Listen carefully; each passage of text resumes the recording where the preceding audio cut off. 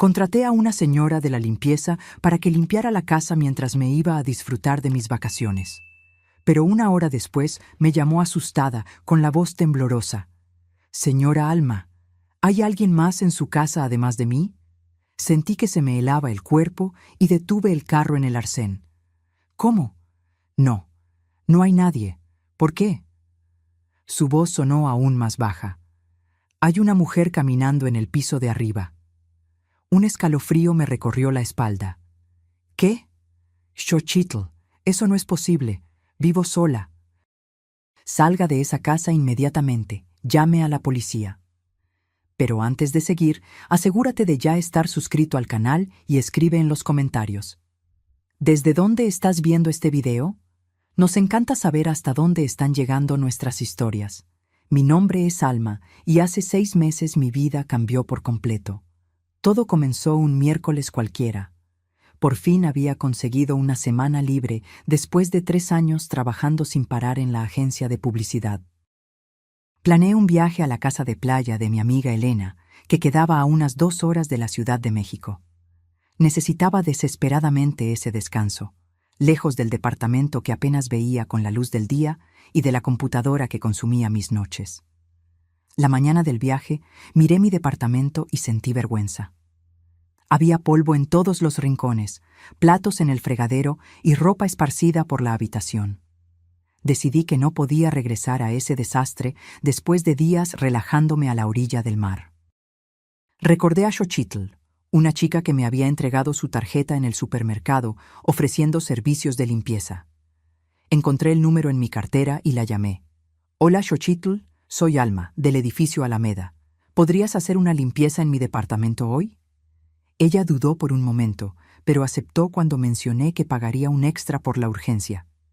Acordamos que llegaría alrededor de las 2 de la tarde y que yo le dejaría la llave con el portero. Le expliqué que el departamento tenía 2 pisos, con las recámaras en la planta superior, y le pedí que limpiara todo. Xochitl tenía una voz tranquila y amable que me transmitió confianza. Salí a las 11 de la mañana, ansiosa por mi primer descanso real en años. El camino hacia Acapulco fue tranquilo, y mi mente ya comenzaba a desconectarse del trabajo y de las preocupaciones. El cielo estaba despejado, la radio tocaba mis canciones favoritas y yo cantaba a todo pulmón, sintiéndome libre por primera vez en mucho tiempo. Llevaba aproximadamente 1 hora en la carretera cuando sonó mi celular. Vi el número de Xochitl en la pantalla y contesté pensando que tal vez necesitaba alguna información adicional sobre el departamento. «Hola Xochitl, ¿todo bien?» Silencio. Por un momento pensé que la llamada se había cortado. Entonces escuché una respiración rápida, agitada, casi un jadeo. «Señora Alma», susurró tan bajo que tuve que presionar el teléfono contra mi oído. ¿Hay alguien más en su casa además de mí?» Mi cuerpo se heló al instante. Bajé la velocidad y estacioné el carro en el arcén. «¿Cómo? No, no hay nadie. ¿Por qué?» Su voz salió aún más baja, temblorosa. «Hay una mujer caminando en el piso de arriba». Un escalofrío me recorrió la espalda. «¿Qué? Xochitl, eso no es posible. Vivo sola». «No hay nadie ahí». «Yo la vi, señora. Lleva un vestido azul oscuro y estaba parada en el pasillo mirándome. Cuando subí las escaleras para limpiar las recámaras, se dio la vuelta y se metió al cuarto principal». Mi corazón latía tan fuerte que podía escucharlo en mis oídos. «Xochitl, sal de esa casa ahora. Vete inmediatamente y llama a la policía. Estoy de regreso». Di una vuelta brusca y pisé el acelerador a fondo. Mis manos temblaban mientras marcaba a la policía. Expliqué la situación intentando mantener la calma, pero mi voz fallaba. Intenté llamar a Xochitl de nuevo, pero no contestaba. Cada tono sin respuesta aumentaba mi desesperación. Llegué a mi edificio en tiempo récord. Había una patrulla estacionada enfrente y 2 policías hablando con el portero. Se me hundió el estómago al no ver a Xochitl por ningún lado. Estacioné como pude y corrí hacia ellos. «Soy Alma, dueña del departamento 702.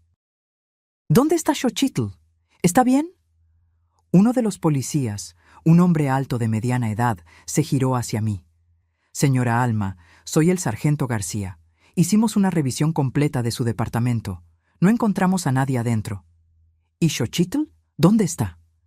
La señora Xochitl está sentada en la recepción, señaló hacia el interior del edificio. Está bastante afectada. Corrí adentro y vi a Xochitl sentada en una de las sillas del lobby, pálida y temblando. Cuando me vio, abrió los ojos como platos. Señora, le juro que vi a alguien. No estoy loca. Había una mujer ahí arriba. Me senté a su lado y tomé sus manos. Estaban heladas. Está bien, Xochitl. La policía revisó y no encontró a nadie. Tal vez fue un reflejo o... Ella negó con la cabeza con vehemencia. La vi claramente. Me miró fijamente. Tenía los ojos vacíos. El sargento García se acercó. Señora Alma, nos gustaría que revisara si le falta algo en el departamento. Subimos juntos. La puerta de mi departamento estaba abierta, con otro policía parado en la entrada. Al entrar, no noté nada diferente. Todo estaba exactamente como lo había dejado. El desorden intacto, ninguna señal de allanamiento. Hice un recorrido completo con los policías. No faltaba nada, ningún signo de invasión, ninguna ventana forzada. Probablemente fue solo un susto, comentó el sargento mientras nos preparábamos para bajar. Tal vez un reflejo en el espejo o... Fue entonces cuando lo noté. En el cuarto principal, en mi cómoda, había un portarretratos volteado boca abajo. Estoy segura de que lo dejé de pie, con la foto de mi familia mirando hacia la cama. Tomé el objeto con las manos temblorosas y lo di vuelta. El vidrio estaba estrellado, formando una grieta que cortaba exactamente el rostro de la mujer a mi lado en la foto. Mi madre. Mi primer instinto fue mostrarle el portarretratos al sargento, pero algo me detuvo. Tal vez era el miedo a parecer paranoica, o tal vez era la intuición diciéndome que esto iba más allá de una simple invasión. Puse el objeto de vuelta en la cómoda, ahora en la posición correcta, tratando de ignorar el escalofrío que me recorría la espalda. ¿Está todo bien, señora?, preguntó el sargento notando mi vacilación. Sí, todo en orden, respondí, forzando una sonrisa. Debe haber sido un error. Los policías hicieron algunas preguntas de rutina más y finalmente se fueron, dejándome con la recomendación de cambiar las cerraduras por precaución. Xochitl, aún visiblemente afectada, se negó a quedarse a terminar la limpieza, incluso cuando insistí en quedarme en el departamento mientras ella trabajaba. Lo siento mucho, señora Alma, pero no puedo volver a subir. Esa mujer, había algo mal con ella. Le pagué por el tiempo que había estado y nos despedimos. Me quedé sola en mi departamento, parada en medio de la sala, incapaz de moverme. El viaje a Acapulco obviamente estaba cancelado. ¿Cómo podría relajarme ahora? Mi santuario, mi refugio, había sido invadido por algo que no podía explicar. Intenté ser racional, revisar las explicaciones posibles. Tal vez Xochitl había visto su propio reflejo en un espejo o vidrio, o tal vez había imaginado algo debido al cansancio. Pero ¿por qué el portarretratos estaba volteado? ¿Por qué el vidrio estaba estrellado exactamente sobre el rostro de mi madre? Llegó la noche, y con ella, un miedo que no sentía desde niña. Cada crujido de las viejas paredes del edificio me hacía saltar. La escalera que conducía al segundo piso parecía más larga y oscura que nunca. Intenté llamar a Elena para contarle lo ocurrido, pero no contestó. Probablemente ya estaba en la casa de playa, fuera de cobertura. A regañadientes, subí a mi cuarto cuando el reloj marcó las 11 de la noche. No pude forzarme a dormir en el cuarto principal, así que tomé una almohada y cobijas y me instalé en la habitación de huéspedes. Aunque estaba exhausta, el sueño no llegaba. Mis ojos se fijaban en la puerta, esperando que la manija girara en cualquier momento. Fue entonces cuando escuché el primer sonido, un leve arrastre proveniente del pasillo, como si alguien estuviera deslizando los pies por el piso de madera. Me congelé bajo las cobijas, mi corazón martilleando en mi pecho. El sonido se detuvo frente a la puerta del cuarto. Contuve la respiración. Silencio. Pasaron largos minutos sin que nada sucediera. Empecé a convencerme de que lo había imaginado todo, cuando escuché un suspiro. Bajo, casi inaudible, pero definitivamente real. Un suspiro femenino, cargado de una tristeza profunda. Reuní todo mi coraje y me levanté. Si había alguien en mi casa, necesitaba saberlo. Con manos temblorosas, tomé mi celular para usarlo como linterna y en un impulso de valentía que ni yo sabía poseer, abrí la puerta. El pasillo estaba vacío y oscuro. Iluminé cada rincón con la luz del celular. Nada. Caminé lentamente hasta el cuarto principal, la puerta entreabierta exactamente como la había dejado. La empujé despacio. El portarretratos estaba volteado boca abajo de nuevo. Corrí fuera del departamento, azotando la puerta detrás de mí. Pasé la noche en el sofá del área común del edificio, incapaz de volver adentro. Por la mañana, el portero me encontró acurrucada, con ojeras profundas y temblando de frío. «Señora Alma, ¿está todo bien?» «Mario, usted conoce bien este edificio, ¿no es cierto? ¿Cuánto tiempo lleva trabajando aquí?» «Casi 15 años, señora». «¿Sabe decirme si pasó algo en mi departamento antes de que me mudara? ¿Algo extraño?» Desvió la mirada, repentinamente interesado en sus propios zapatos. «¿Por qué pregunta eso, señora?» «Por favor, Mario, necesito saber». Suspiró profundamente, como si estuviera decidiendo si debía hablar o no. «Usted sabe que este edificio tiene más de 40 años, ¿verdad? Muchas historias han sucedido aquí». «¿Y sobre el 702? ¿Mi departamento?» Mario miró a su alrededor, asegurándose de que estábamos solos. «Hubo un caso, sí. Antes de la remodelación de 2010, la antigua inquilina, ella...» En ese momento, uno de los residentes bajó por el elevador, interrumpiendo nuestra conversación.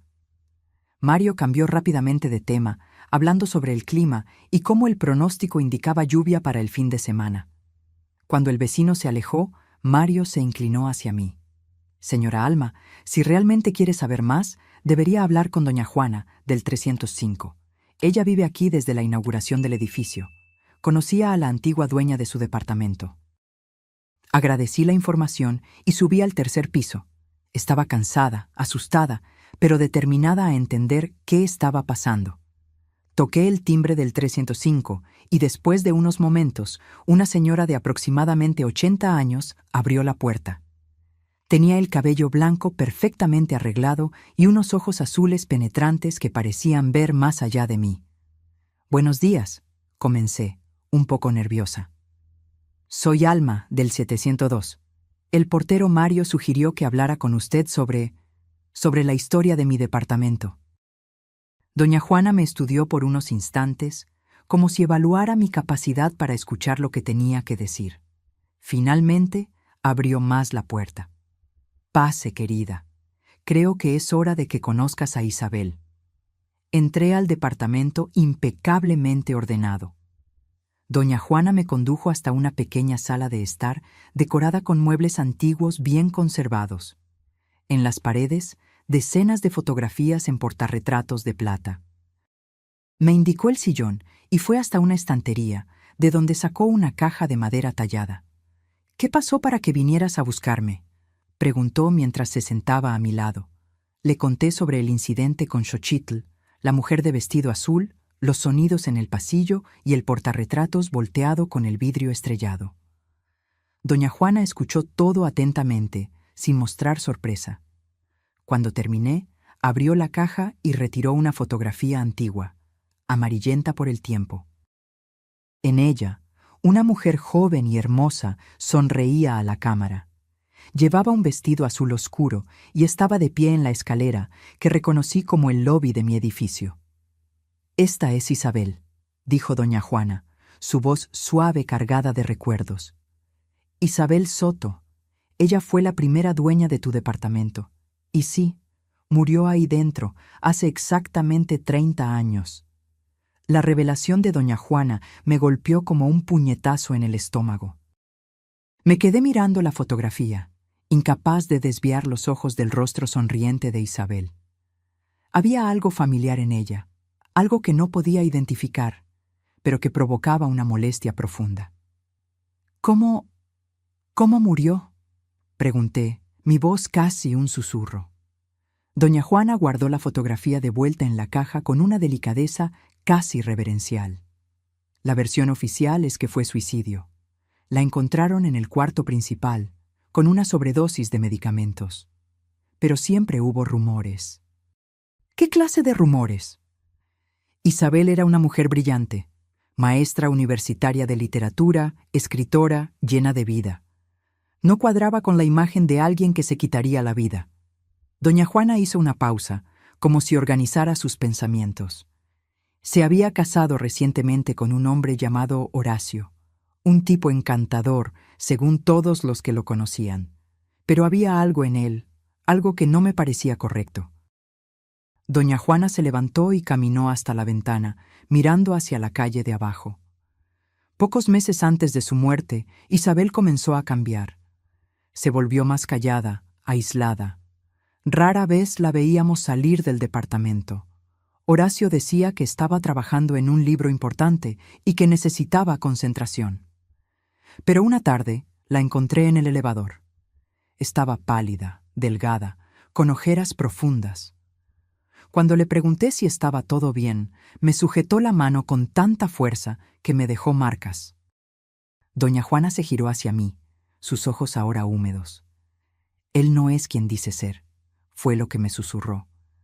Antes de que pudiera preguntar más, Horacio apareció en el lobby y ella inmediatamente se recompuso, volviendo a ser esa esposa silenciosa y obediente. Fue la última vez que la vi con vida. Un escalofrío me recorrió la espalda. ¿Y qué pasó con Horacio después de su muerte? Desapareció. Vendió el departamento por una miseria y nunca más fue visto. La policía incluso investigó, pero no había pruebas de crimen. Oficialmente, Isabel se quitó la vida mientras sufría de depresión. Intenté procesar todo aquello. Una mujer muerta hace 30 años, usando el mismo vestido azul que Xochitl describió, apareciendo en mi departamento. Y el portarretratos roto con la foto de mi madre. Hay una cosa más que deberías saber, continuó doña Juana, abriendo la caja de nuevo. Esta vez retiró un recorte de periódico amarillento. Era una pequeña nota sobre el fallecimiento de Isabel, con una fotografía de ella en un evento académico. A su lado, una mujer que me heló la sangre. Esta es tu madre, ¿no es así? Julia Valdés. Ella e Isabel eran grandes amigas en la universidad. Fue ella quien encontró el cuerpo. La revelación me golpeó como un rayo. Mi madre nunca había mencionado a Isabel ni ninguna conexión con mi departamento. ¿Por qué escondería algo así? ¿Y por qué el espíritu de Isabel estaría rompiendo su foto? Agradecí a doña Juana y volví a mi departamento, mi mente un torbellino. La historia de Isabel y su muerte misteriosa, la conexión con mi madre, todo parecía estar conectado de alguna manera que aún no comprendía. Entré cautelosamente al departamento. La luz del día hacía que el ambiente fuera menos aterrador, pero aún sentía una presencia, como si el aire mismo estuviera cargado de secretos. Fui directo al cuarto principal y tomé el portarretratos roto. Miré el rostro de mi madre, tratando de imaginar lo que ella había presenciado en ese mismo cuarto 3 décadas atrás. Mi madre había fallecido hacía 5 años, víctima de un cáncer agresivo. En los últimos días de su vida, cuando la morfina la dejaba confundida, murmuraba frecuentemente frases inconexas sobre contar la verdad y perdón. En ese momento lo atribuí al delirio de la medicación. Ahora no estaba tan segura. Decidí llamar a mi padre. Tal vez él sabría algo sobre Isabel y la implicación de mi madre en esta historia. Papá, necesito preguntarte algo. ¿Conociste a una mujer llamada Isabel Soto, amiga de mamá? Hubo un silencio prolongado al otro lado de la línea. ¿Dónde escuchaste ese nombre?, finalmente respondió, su voz extrañamente tensa. Es una larga historia, pero estoy viviendo en el departamento donde ella vivía, donde murió. ¿Qué? ¿Estás en el departamento de Isabel? Su voz subió una octava, algo que rara vez sucedía con mi siempre controlado padre. Alma, sal de ahí ahora mismo. Papá, ¿qué está pasando? ¿Qué sabes sobre ella? No es una conversación para tener por teléfono. Voy para allá ahora mismo. No hables con nadie más sobre esto. Colgó antes de que yo pudiera protestar. Mi padre vivía a casi 3 horas de distancia, en una pequeña ciudad del interior de Jalisco, a donde se mudó después de la muerte de mi madre. Si estaba dispuesto a hacer ese viaje inmediatamente, el asunto era más serio de lo que imaginaba. Las horas siguientes fueron interminables. Intenté trabajar, responder correos, cualquier cosa para distraer mi mente, pero era imposible. La presencia de Isabel parecía flotar sobre mí, invisible pero innegablemente real. A veces tenía la impresión de ver un movimiento por el rabillo del ojo o de sentir un suave perfume a jazmín que no me pertenecía. Cuando el timbre finalmente sonó, corrí a la puerta. Mi padre parecía haber envejecido 10 años desde la última vez que lo vi. Estaba pálido, con ojeras profundas, como si no hubiera dormido en días. «Papá, ¿qué está pasando? Me estás asustando». Entró, mirando a su alrededor con aprensión. «Es exactamente como lo recuerdo», murmuró, más para sí mismo que para mí. «¿Ya habías estado aquí antes? ¿Por qué nunca me lo contaste?» Caminó lentamente por el departamento, como si cada paso fuera doloroso. Se detuvo al pie de la escalera que conducía al segundo piso. «Tu madre e Isabel eran más que amigas en la facultad, Alma. Eran como hermanas, inseparables». Nos sentamos en la sala de estar y mi padre comenzó a contar una historia que cambiaría para siempre mi percepción sobre mi propia familia. Isabel era brillante, talentosa, el tipo de persona que ilumina cualquier ambiente. Tu madre la adoraba. Tenían planes de escribir libros juntas, de viajar por el mundo, y entonces Isabel conoció a Horacio. Mi padre pronunció ese nombre como si fuera veneno. Al principio parecía perfecto, encantador, inteligente, atento. Tu madre y yo éramos recién casados en ese momento y los 4 salíamos juntos con frecuencia. Pero pronto las cosas empezaron a cambiar. Horacio era posesivo, controlador. Isabel comenzó a cancelar compromisos, a alejarse de los amigos. Tu madre intentó intervenir, pero Isabel siempre defendía a Horacio. Hizo una pausa, pasándose la mano por el cabello canoso. Luego, una noche, Isabel llamó a tu madre. Estaba en pánico. Dijo que había descubierto algo terrible sobre Horacio, algo que no podía decir por teléfono. Le rogó a Julia que fuera al departamento a la mañana siguiente. Tu madre prometió que iría. Mi padre me miró directamente, sus ojos llenos de un dolor antiguo. Cuando tu madre llegó, encontró a Isabel muerta en el cuarto principal. Oficialmente se consideró suicidio, pero tu madre, ella nunca lo creyó. ¿Y tú? ¿Qué creías? Yo creía que Horacio había matado a Isabel. Y creo que habría matado a tu madre también si hubiera tenido la oportunidad. La revelación de mi padre flotó en el aire como una nube pesada y tóxica. Sentí que mi cuerpo se hundía en el sillón, como si la gravedad hubiera aumentado de repente. Todo aquello parecía demasiado surreal. Fantasmas, muertes misteriosas, secretos de familia, pero al mismo tiempo tenía un extraño sentido. ¿Por qué mamá nunca me contó esto?, pregunté, mi voz sonando distante incluso para mis propios oídos.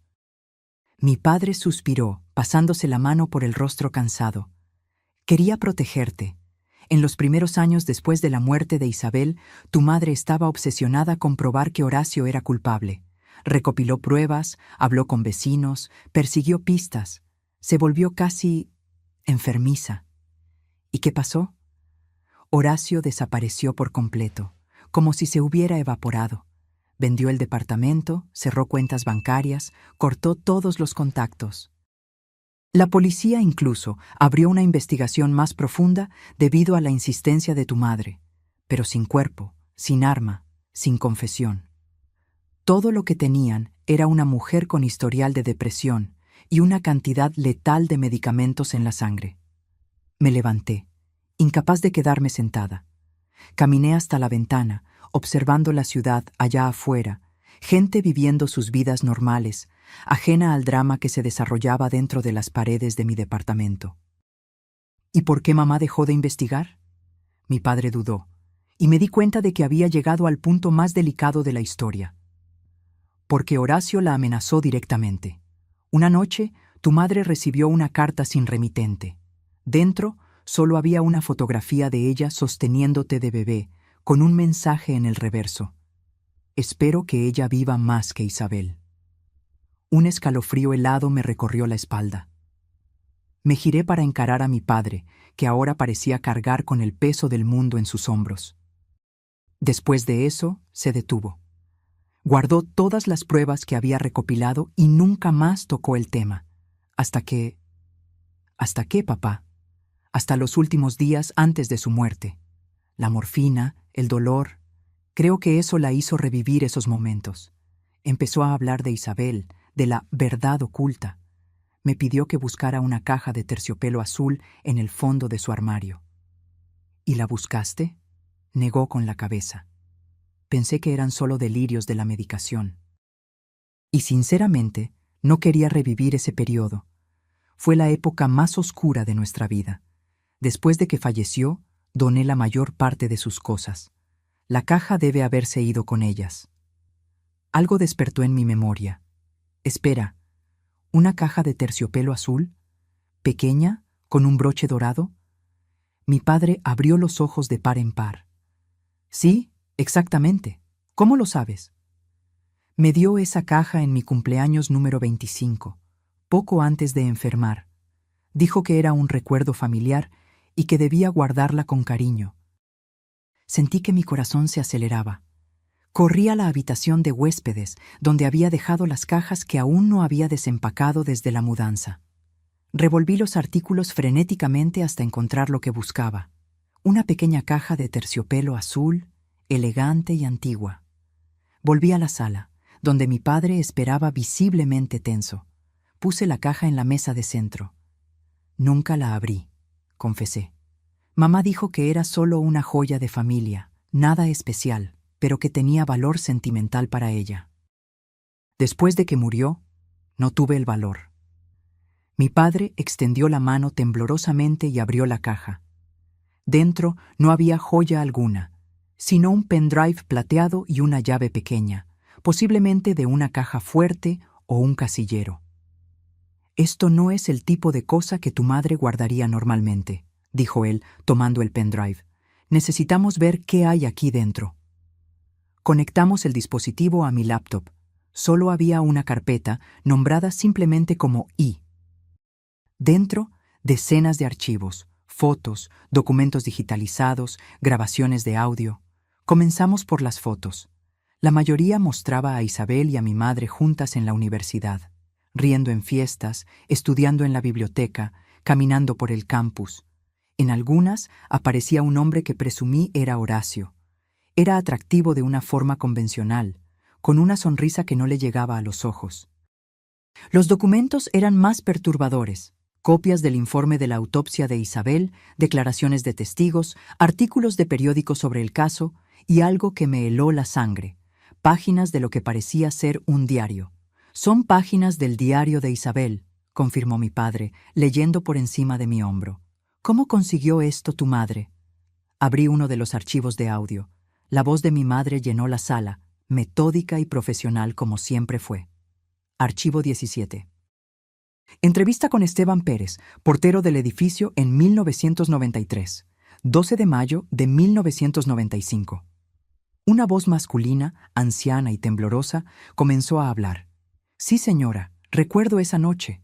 El señor Horacio salió del edificio alrededor de las 11 p.m. Parecía agitado, cargando una maleta. Dijo que iba a buscar un medicamento para su esposa en la farmacia 24 horas. Me pareció extraño porque vestía un abrigo pesado, a pesar de ser una noche cálida de verano. Cuando regresó, casi 2 horas después, no cargaba medicamento alguno y el abrigo parecía más voluminoso.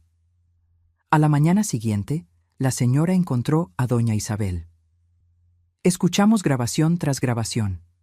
Declaraciones de vecinos que escuchaban discusiones frecuentes, de una empleada doméstica que vio moretones en el brazo de Isabel, de una farmacéutica que confirmó que Horacio había comprado grandes cantidades de medicamentos controlados en las semanas anteriores a la muerte de Isabel.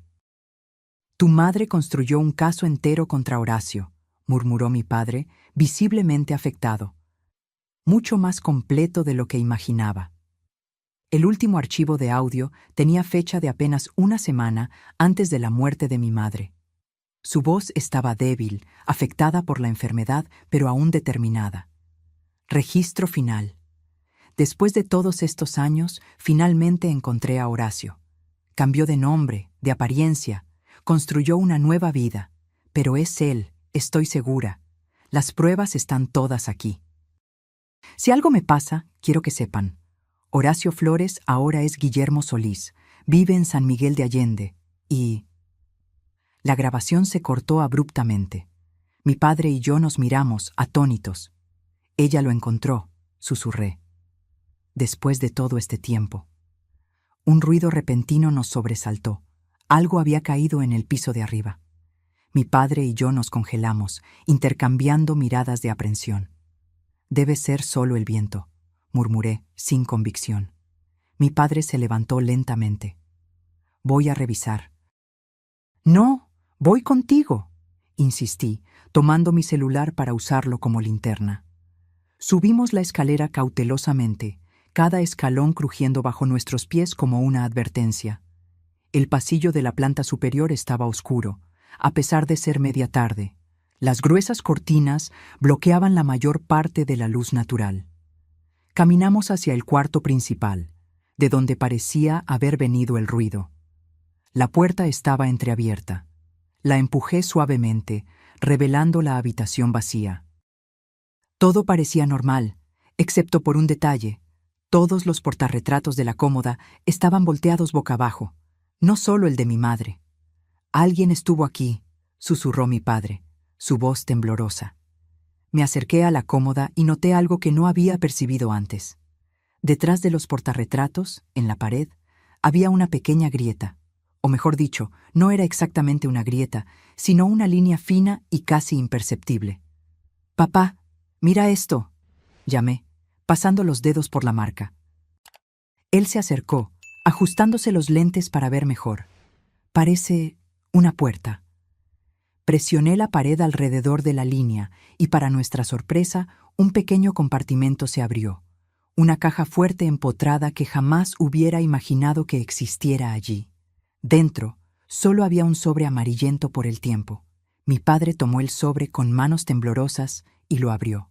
Dentro, una única hoja de papel doblada y una fotografía antigua. En la foto, Isabel sonreía, usando el mismo vestido azul oscuro, sentada en lo que parecía ser la banca de un parque. A su lado, Horacio la abrazaba por la cintura. Volteamos la fotografía y, escritas a mano con una caligrafía elegante, estaban las palabras: «Para siempre tuya, pase lo que pase». La carta era corta, escrita a mano con la misma caligrafía. «Querida Julia, si estás leyendo esto, significa que mis sospechas eran correctas. Horacio no es quien dice ser».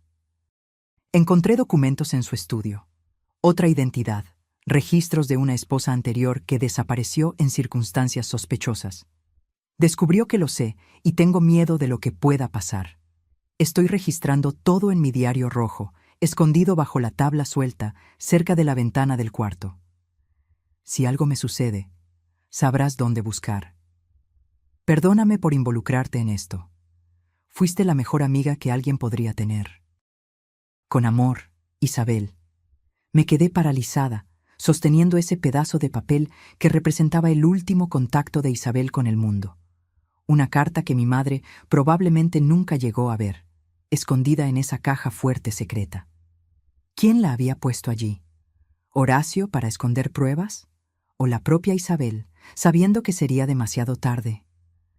La tabla suelta, dijo mi padre, mirando el suelo del cuarto. Tenemos que encontrarla. Comenzamos a examinar el suelo de madera, golpeando suavemente con los nudillos, escuchando variaciones en el sonido.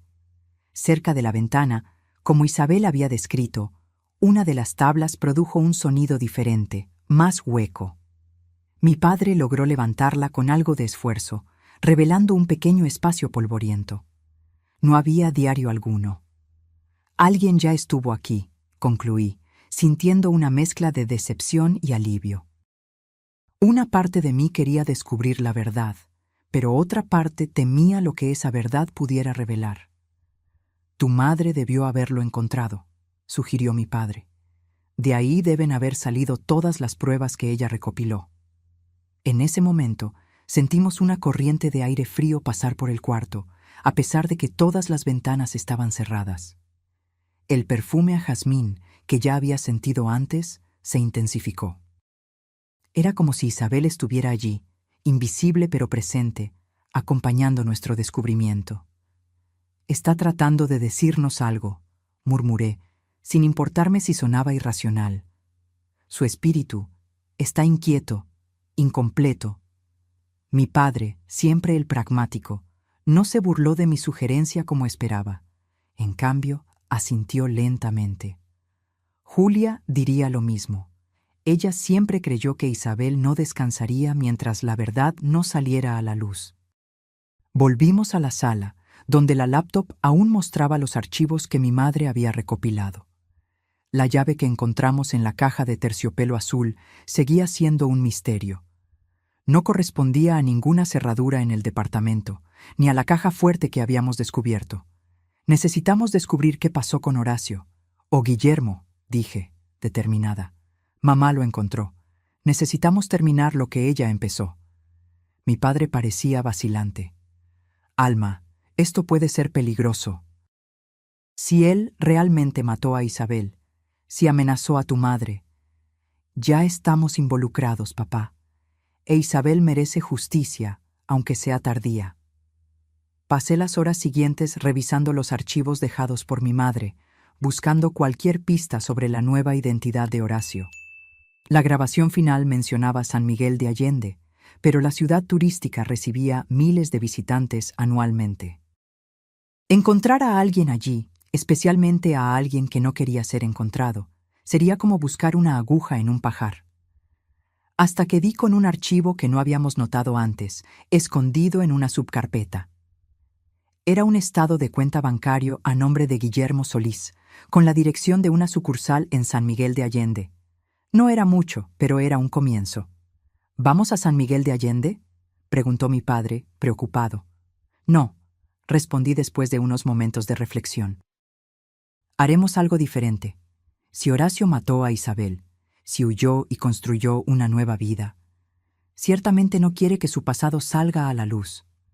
¿Qué pasaría si amenazamos con exponer ese pasado? Mi padre me miró con preocupación.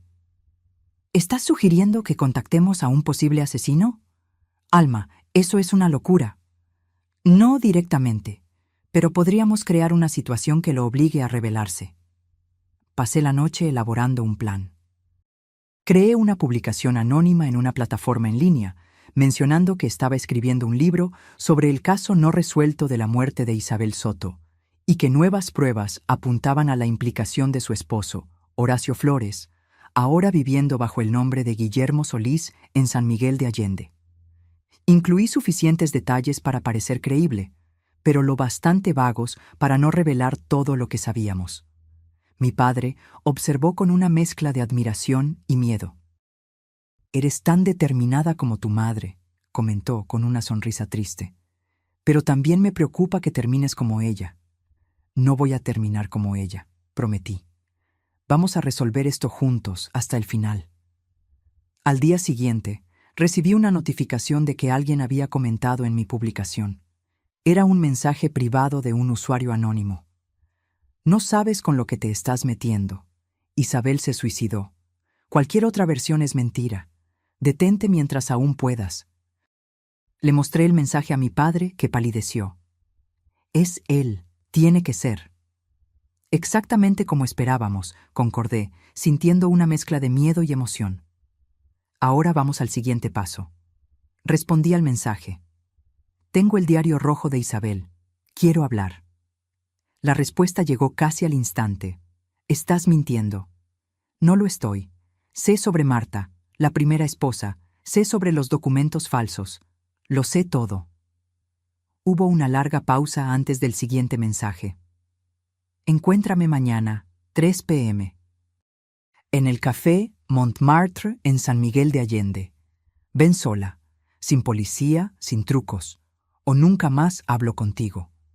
Le mostré el mensaje a mi padre, que protestó de inmediato. No voy a dejar que te encuentres con ese hombre sola.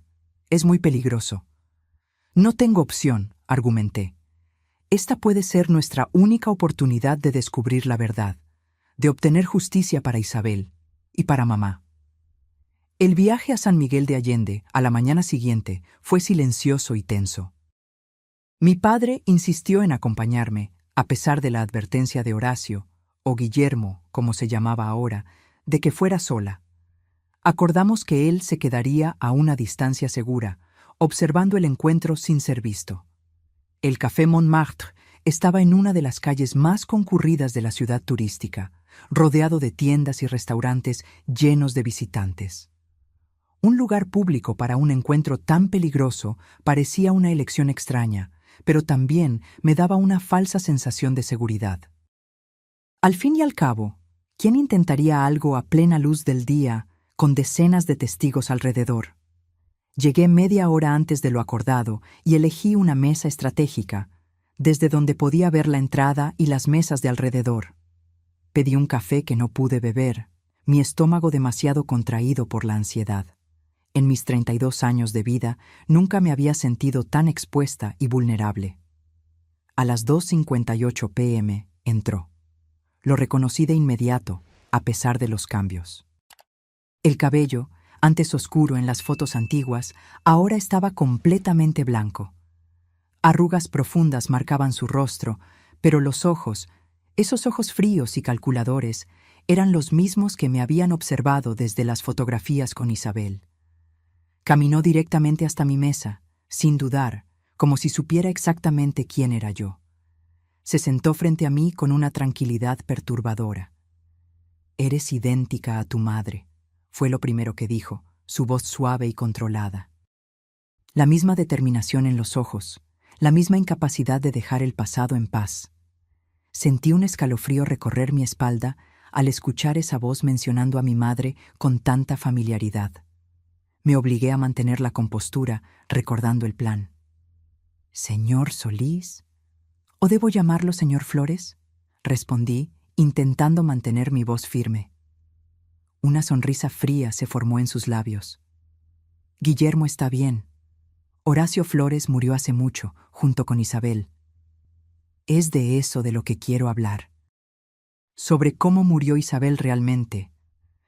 Me estudió por un largo momento, como si evaluara hasta dónde sabía yo, cuán peligrosa podría ser para él. Isabel se quitó la vida. Es lo que consta en los registros oficiales. Cualquier otra versión es pura especulación. Tengo pruebas que sugieren lo contrario. Ah, sí, el famoso diario rojo. Se rió, un sonido vacío de humor. Estás mintiendo, al igual que tu madre mintió durante años. Si ese diario realmente existiera, Isabel nunca habría sido declarada suicida. Tu madre habría conseguido la justicia que tanto buscaba. Mantuve mi mirada fija en la suya. Mi madre encontró el diario y otras pruebas, solo que no tuvo tiempo de usarlas antes de morir de cáncer, completó, con una crueldad que me hizo tragar saliva. Destino irónico, ¿no? Tantos años persiguiendo un fantasma y al final quien se la llevó fue la propia biología. En ese momento lo odié más de lo que jamás había odiado a nadie. La forma casual en que hablaba de la muerte de mi madre, el desdén en su voz, todo confirmaba mis sospechas sobre qué clase de hombre era realmente. «¿Por qué la mataste?», pregunté directamente, abandonando el juego.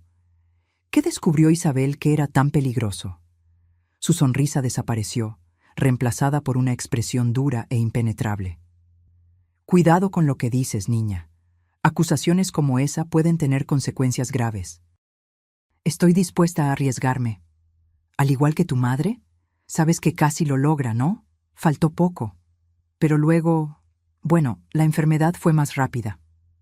Tomó un sorbo del café que había pedido, sus ojos nunca abandonando los míos. Triste, ¿no? Invertir décadas en una causa perdida, solo para morir antes de ver algún resultado. Algo en sus palabras me molestó profundamente. La forma en que hablaba de la enfermedad de mi madre parecía cargada de un conocimiento íntimo que no debería tener. ¿Cómo supiste que estaba enferma?, pregunté, sintiendo un nuevo tipo de miedo crecer dentro de mí. Se dio cuenta de su error, pero rápidamente se recompuso. Las noticias corren. Tu madre me rastreó, yo también la mantuve bajo vigilancia, precaución básica. Pero yo ya no le creía. Una sospecha terrible comenzó a formarse en mi mente. Su cáncer apareció de repente. Etapa avanzada cuando fue diagnosticado. Los doctores se sorprendieron por la agresividad. El cáncer es así, impredecible. ¿O no era cáncer en absoluto? Se inclinó hacia adelante, su rostro a centímetros del mío. Cuidado con el camino que estás siguiendo, Alma. Algunas verdades son demasiado peligrosas para ser descubiertas. La envenenaste, susurré, la realidad golpeándome como un puñetazo. De la misma forma que hiciste con Isabel, lentamente, imperceptiblemente, haciéndolo parecer enfermedad natural. Guillermo, Horacio, se recostó en la silla, su expresión ahora completamente fría. Pruébalo. En ese momento, sentí una presencia a mi lado. No era mi padre, que debería estar observando de lejos. Era una mujer anciana, cabello canoso, recogido en un moño elegante. La reconocí de inmediato, doña Juana. «Hola, Horacio», dijo ella, su voz sorprendentemente firme para alguien de su edad. «¿O debo decir Guillermo?» El hombre frente a mí palideció visiblemente, como si hubiera visto un fantasma. «¿Juana? ¿Qué haces aquí?» «Vine a testificar, como debía haber hecho hace 30 años». Puso una mano en mi hombro, reconfortante. «No estamos solas, Horacio. Nunca lo estuvimos».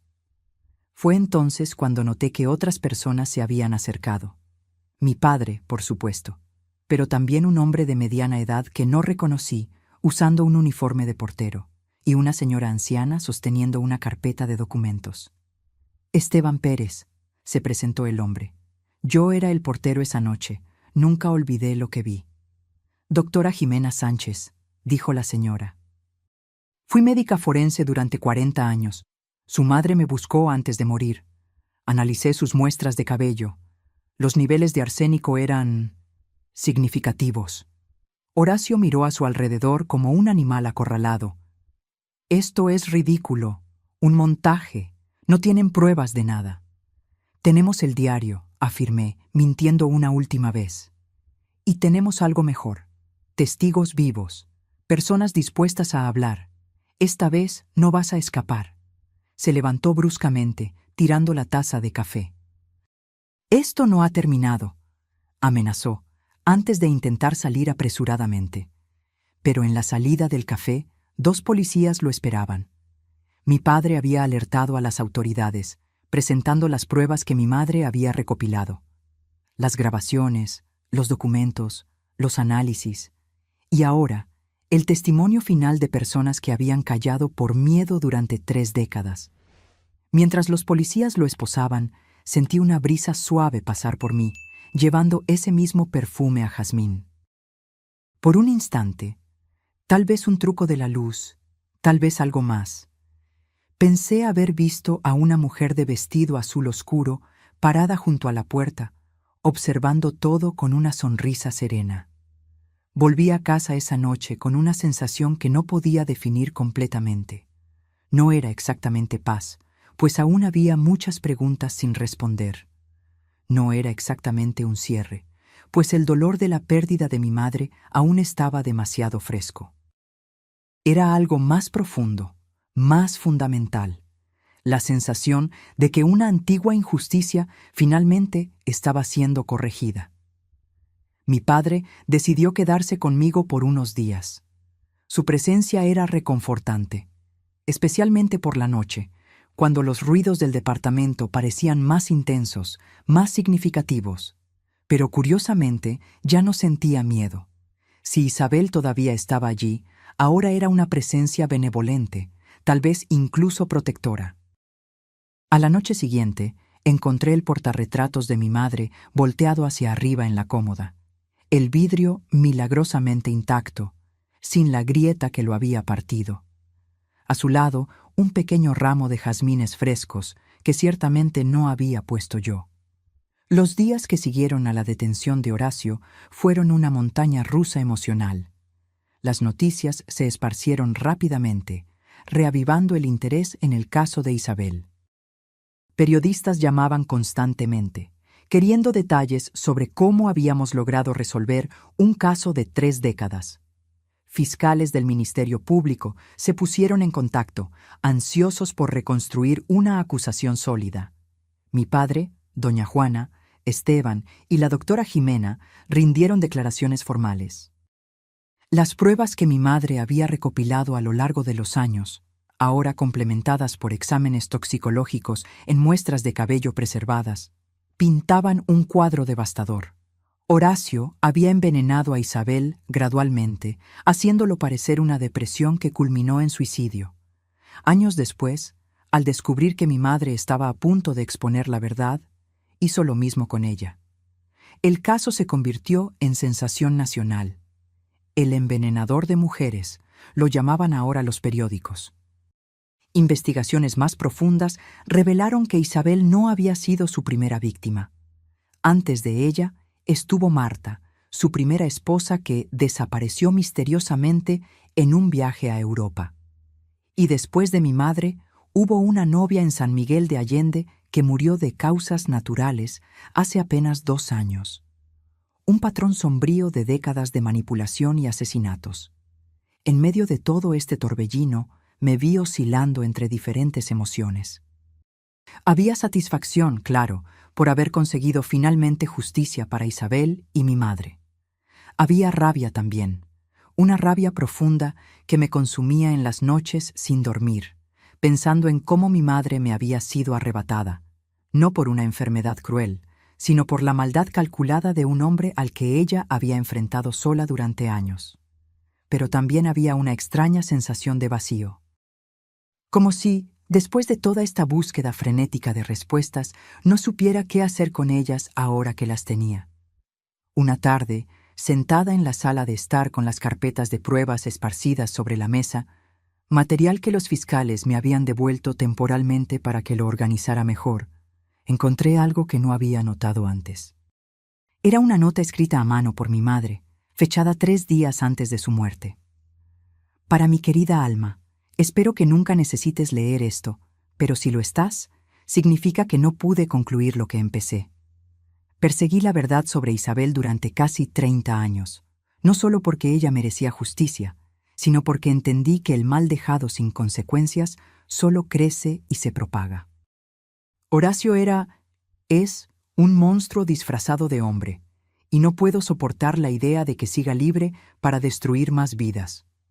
Si estás leyendo esto, hija, significa que él logró silenciarme también. No te culpes por no haberte dado cuenta.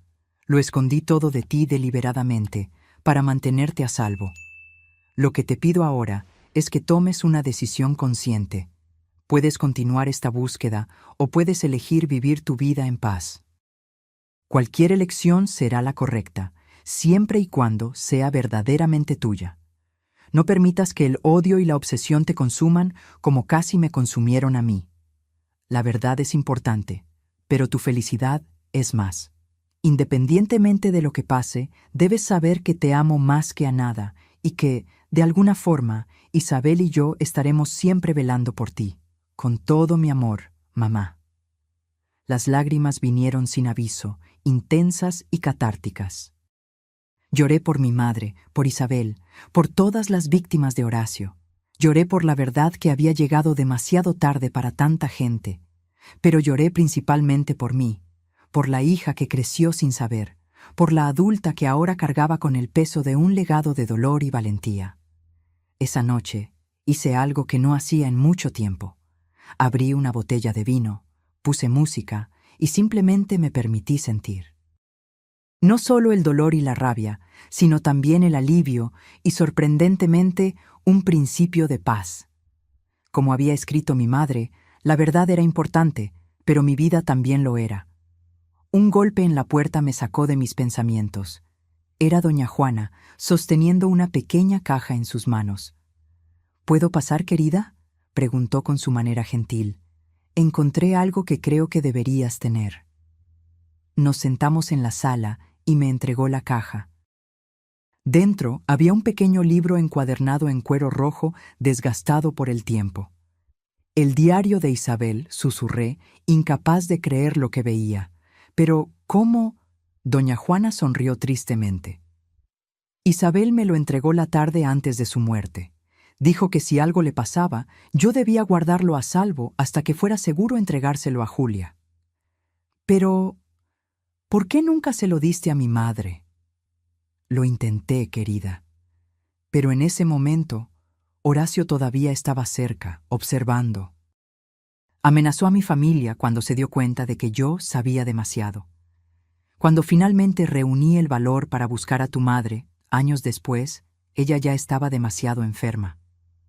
Sostuve el pequeño libro en mis manos, sintiendo su peso. No solo físico, sino histórico, emocional. Las últimas palabras de Isabel, sus sospechas, sus miedos.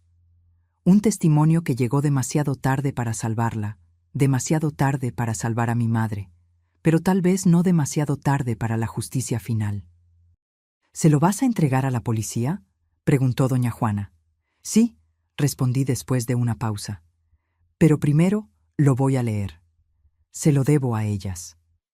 Cuando doña Juana se fue, abrí cuidadosamente el diario. La caligrafía era la misma de la carta que habíamos encontrado, elegante pero nerviosa, como si estuviera escrita con prisa. Leí la primera entrada. Querido diario, hoy descubrí algo sobre Horacio que me dejó en shock. Mientras organizaba su estudio, encontré documentos falsos, una nueva identidad en construcción. Encontré también recortes de periódico sobre la desaparición de su primera esposa, Marta. Algo que él nunca mencionó. Y, aún más perturbador, encontré pequeños frascos de una sustancia que sospecho es veneno. Tengo miedo de lo que esto significa, miedo de lo que puede hacer si descubre que lo sé. Me he sentido cada vez más débil en los últimos meses. ¿Serán los suplementos que insiste en que tome? Necesito hablar con Julia. Ella sabrá qué hacer. Pero necesito ser cuidadosa, muy cuidadosa. Isabel. La última entrada, fechada el día de su muerte, era solo una frase. Sabe que lo sé. Cerré el diario, sintiendo un escalofrío. Era la confirmación final, la prueba definitiva que sellaría el destino de Horacio. Al día siguiente, entregaría ese testimonio silencioso a la fiscalía. Esa noche, soñé con mi madre e Isabel. Estaban juntas en un jardín soleado, riendo como en las fotos antiguas de la universidad. En el sueño, mi madre se giró hacia mí y dijo: «Ya está, hija, estamos libres, tú también lo estás». Desperté con el primer rayo de sol y una certeza tranquila de que una etapa importante de mi vida se había completado. El mal había sido expuesto, la justicia estaba en marcha, y ahora yo tenía una decisión que tomar, exactamente como había escrito mi madre. Tomé el diario y fui a la fiscalía. Lo entregué personalmente, explicando su procedencia e importancia. El fiscal, un hombre de mediana edad con ojos amables, me dio las gracias y dijo unas palabras que se quedarían conmigo. Tu madre e Isabel estarían muy orgullosas. No cualquiera lograría cerrar una historia inconclusa de 3 décadas. Al salir del juzgado, sentí esa misma brisa ligera y el aroma a jazmín. Le sonreí al cielo azul de otoño, sabiendo que, de alguna forma, ellas estaban conmigo. Siempre lo estarían. 6 meses pasaron desde el día en que doña Juana me entregó el diario rojo. El juicio de Horacio, o Guillermo, como aún insistía en ser llamado, estaba en curso, un proceso complejo que desenterraba décadas de mentiras y manipulaciones. Su defensa intentaba invalidar las pruebas, catalogando el diario como fantasioso y cuestionando la cadena de custodia de las pruebas recopiladas por mi madre. Pero el rompecabezas estaba demasiado armado para ser deshecho ahora. La historia adquirió proporciones inesperadas. Una productora de documentales me buscó, interesada en convertir el caso en una serie. Periodistas querían entrevistas exclusivas. Editoriales ofrecían contratos para libros. Toda esa atención era desconcertante, pero también una oportunidad para asegurar que ninguna Isabel o Julia fuera olvidada de nuevo. En cuanto al departamento, bueno, decidí venderlo. No por miedo. Extrañamente, la presencia de Isabel se había vuelto casi reconfortante en los últimos tiempos, sino porque era hora de nuevos comienzos. La historia había llegado a su final natural y yo necesitaba escribir mi propio capítulo. En el último día antes de la mudanza, subí al cuarto principal por última vez. La habitación estaba vacía ahora, solo el suelo de madera y las paredes desnudas testificando décadas de secretos y dolores. Gracias, dije en voz alta al cuarto vacío, por encontrarme, por confiar en mí para terminar esto. Un suave aroma a jazmín llenó el aire, como una respuesta silenciosa. Sonreí, sabiendo que sería la última vez que sentiría esa presencia. Al bajar las escaleras, encontré a doña Juana esperando en la sala. Se había convertido en una amiga cercana en los últimos meses, un lazo vivo con el pasado que ayudaba a darle sentido al presente. ¿Así que realmente te vas?, preguntó ella, su mirada recorriendo las paredes vacías donde antes estaban mis fotografías. Sí, es hora de seguir adelante.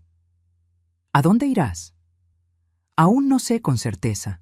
Quizás viaje un poco, escribir el libro sobre todo esto. Conocer el mundo que mi madre e Isabel no pudieron ver.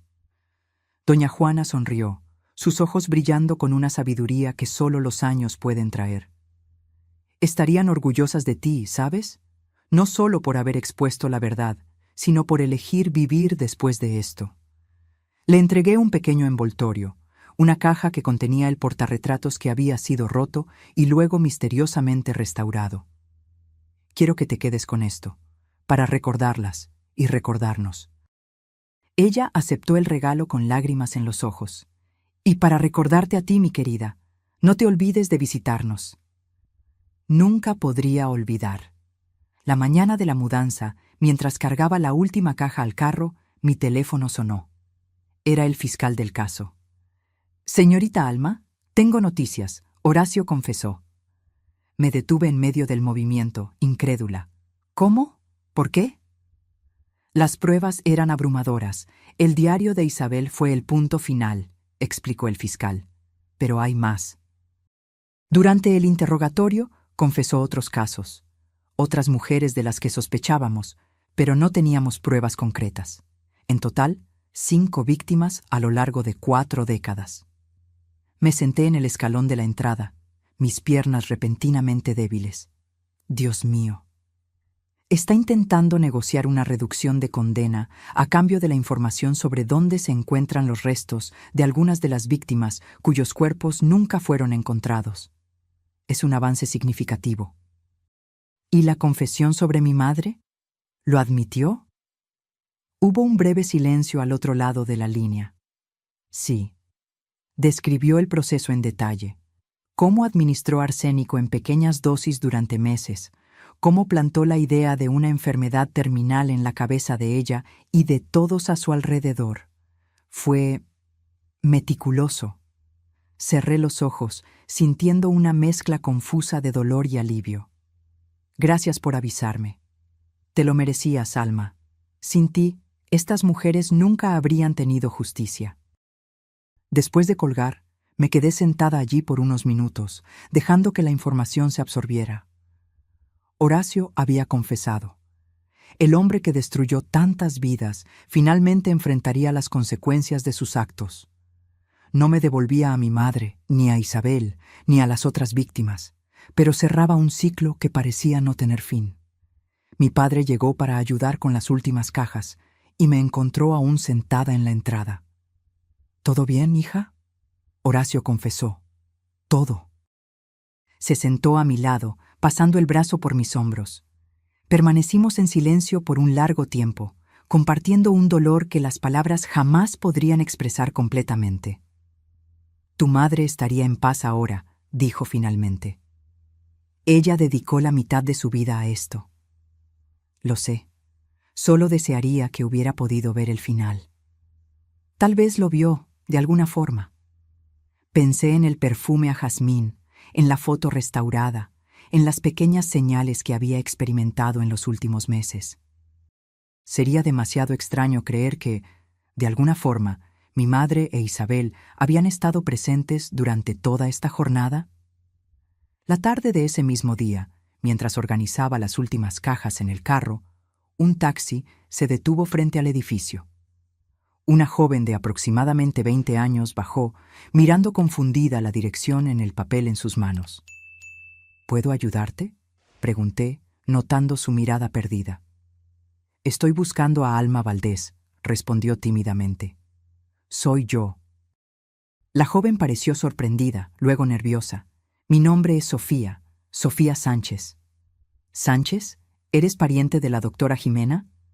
Era mi abuela, respondió, el uso del pasado alertándome de que algo había sucedido. ¿Era? Falleció la semana pasada, tranquilamente, mientras dormía. Sentí un nudo en el pecho. La doctora Jimena había sido fundamental para comprobar el envenenamiento de mi madre. Lamento mucho tu pérdida. Gracias. Antes de irse, la abuela me pidió que te entregara esto. Dijo que era importante. Sofía extendió un sobre de papel manila sellado. Dentro había unas hojas de papel y una pequeña llave dorada. Las hojas contenían el informe final y concluyente del análisis del cabello de mi madre, con la firma oficial de la doctora Jimena y una pequeña nota adjunta. Querida Alma, si estás leyendo esto, significa que ya no estoy aquí. No te entristezcas. Viví una vida larga y plena, y partir a los 86 años es un privilegio que muchas de las mujeres involucradas en este caso no tuvieron. Quiero que sepas que tu madre fue una de las personas más valientes que conocí. Cuando me buscó, ya estaba muy enferma, pero su determinación para exponer la verdad nunca flaqueó. Ella sabía que estaba siendo envenenada, pero en lugar de buscar tratamiento para sí misma, que probablemente sería inútil en ese estado, dedicó sus últimas energías a recopilar pruebas que pudieran algún día incriminar a su asesino. La llave que envío pertenece a una caja fuerte en el Banco Nacional, sucursal Centro. El número está al reverso de esta nota. Dentro, encontrarás más documentos que tu madre dejó, incluyendo una carta para ti que me pidió guardar. Fue un honor servir a la justicia junto a Julia y después a tu lado. Con cariño, Jimena Sánchez. Agradecí a Sofía efusamente y prometí mantener el contacto. Después de que se fue, miré la pequeña llave en mis manos.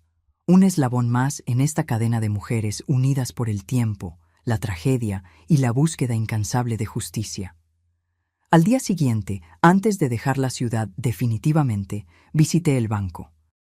La caja fuerte contenía una carpeta de documentos organizados meticulosamente, más pruebas contra Horacio, algunas que ya conocía, otras completamente nuevas, y, como había prometido, una carta sellada dirigida a mí, con la caligrafía inconfundible de mi madre. Esperé hasta llegar a mi nueva casa para abrirla. Era un pequeño departamento rentado en una ciudad costera, un lugar neutral sin recuerdos dolorosos, donde yo podría empezar de nuevo. Me senté en el balcón con vista al mar y finalmente abrí la carta. Mi amada hija, si estás leyendo esto, significa dos cosas. Primero, que ya no estoy aquí para contarte esta historia personalmente, algo que me rompe el corazón solo de pensarlo. Y segundo, que de alguna forma descubriste la verdad sobre Isabel, sobre Horacio y posiblemente sobre mí. Hay tantas cosas que me hubiera gustado contarte en vida, pero el miedo de ponerte en peligro siempre fue mayor que mi deseo de compartir esta carga. Horacio es, o era, un hombre peligroso, capaz de esperar décadas por venganza. La única manera de protegerte era manteniéndote completamente ajena a todo esto. Cuando descubrí que estaba siendo envenenada, mi primer instinto fue protegerte. Creé la ficción del cáncer porque sabía que una enfermedad natural mantendría a Horacio lejos de ti. Él ya tenía lo que quería, mi silencio garantizado por la muerte inminente. No habría motivo para volverse contra ti, siempre y cuando no supieras nada. Pero ahora, si estás leyendo esto, es porque el destino trazó otro camino. Algo te llevó a descubrir esta historia enterrada por tanto tiempo. Tal vez fue Isabel, de alguna forma guiándote. Ella siempre fue terca así. No sé si logré reunir pruebas suficientes para incriminar a Horacio. Trabajé a contrarreloj y mis propias limitaciones físicas. Pero espero que lo que dejé sea un comienzo, un hilo para que sigas, si así lo eliges. Pero, hija mía, esta es la parte más importante. No tienes ninguna obligación de continuar esta búsqueda. Puedes elegir dejar el pasado en el pasado y vivir tu vida plenamente, sin el peso de esta herencia sombría. Esa también sería una elección honorable y valiente. Cualquier cosa que hayas decidido, debes saber que estoy orgullosa de ti. Siempre lo estuve. Espero que encuentres la paz que Isabel y yo buscamos durante tanto tiempo. Con todo mi amor, hoy y siempre. Tu madre. Las lágrimas corrían libremente por mi rostro cuando terminé de leer. Mi madre, incluso al borde de la muerte, había pensado primero en mi protección. Había creado un plan meticuloso, no solo para exponer la verdad, sino para asegurar que yo pudiera vivir a salvo. Guardé la carta junto a mi pecho y miré el horizonte, donde el cielo se encontraba con el mar en una línea infinita de posibilidades. Yo había tomado mi decisión, seguir el camino de la verdad hasta el final, y ahora estaba libre para trazar un nuevo camino. En los meses siguientes seguí a distancia el juicio de Horacio. La sentencia final fue severa: cadena perpetua sin posibilidad de libertad condicional. Los restos de 2 de sus víctimas fueron encontrados exactamente donde él había indicado, trayendo un poco de paz a las familias que esperaban décadas por respuestas. Comencé a escribir un libro sobre toda esta historia. No un relato sensacionalista, sino un tributo a las mujeres que se negaron a permitir que la verdad fuera silenciada. Isabel, mi madre, doña Juana, la doctora Jimena y todas las demás que, de alguna forma, contribuyeron a que se hiciera justicia. Una noche, casi un año después de haber salido de aquel departamento, soñé con mi madre e Isabel. Estaban juntas en un jardín lleno de jazmines, conversando animadamente como en las viejas fotografías de la universidad. En el sueño, ambas se giraron hacia mí y sonrieron. No una sonrisa triste de despedida, sino una sonrisa radiante de liberación. Desperté con la certeza de que, finalmente, ellas habían encontrado paz. Y yo también. El timbre sonó, sacándome de mis pensamientos. Era el cartero, entregando las primeras copias impresas de mi libro. Susurros en las paredes, la historia de Isabel y Julia. Abrí el volumen con un cuidado casi reverencial y leí la dedicatoria que había escrito meses antes. Para Isabel y Julia, que nunca se rindieron ante la verdad. Para todas las voces silenciadas que aún esperan ser escuchadas. Y para ti, que estás leyendo estas palabras, que nunca subestimes el poder de una mujer decidida a descubrir la verdad, no importa cuánto tiempo tome. Ahora, si te gustó esta historia, haz clic en suscribirse y dime en los comentarios qué parte te dejó con la boca abierta. Y no olvides unirte como miembro para tener acceso a videos exclusivos que no publico aquí. Te espero.